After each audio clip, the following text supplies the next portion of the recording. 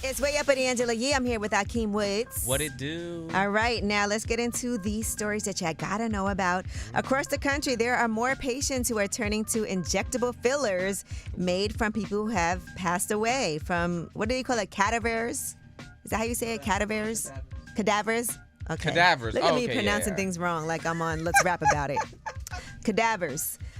So basically, what they're doing is they're getting this donated fat and they're going to lift, plump, and sculpt their bodies. So they're even doing BBLs and breast enhancements. People do everything with these cadavers. except for go to the gym. Yeah.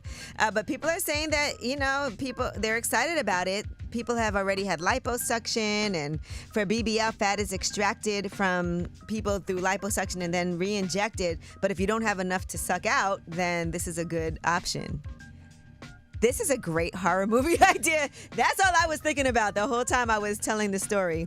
Imagine that, right? You go and you get an injection in your body from a dead body. And then you start turning into a whole different Ooh, person. baby. Hold on, let me start writing right now. Stephen King, give us our money. Okay, Stephen Queen, let's go.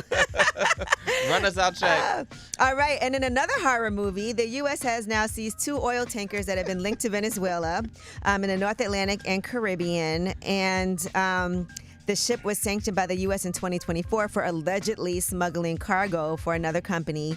Another thing that's going on right now is the United States, your President Trump and his administration. Don't say my president. I ain't vote for him.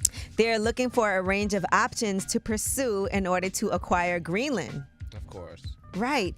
So Greenland is a territory of Denmark, just so you know, but Donald Trump has wanted to get that for, quote, national security reasons. And he's been talking about that since his first presidential term. I feel like nobody took it seriously back then, but now definitely people are. He will do anything to let y'all forget that he's on that list. Now, Denmark has granted Greenland citizens the legal power to make their own decisions about their future. But according to the polls, it is highly unlikely that they would choose to become a part of the United States. So he's saying military force is always an option. Yeah, let's start war with Greenland. Sure.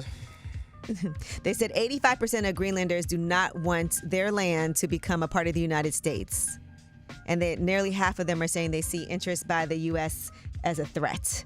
All right. Well, that is your Under the Radar. Now, we do have the Way Up mix at the top of the hour. Plus, it's a Wealth Wednesday. Stacey Tisdale is going to be here live.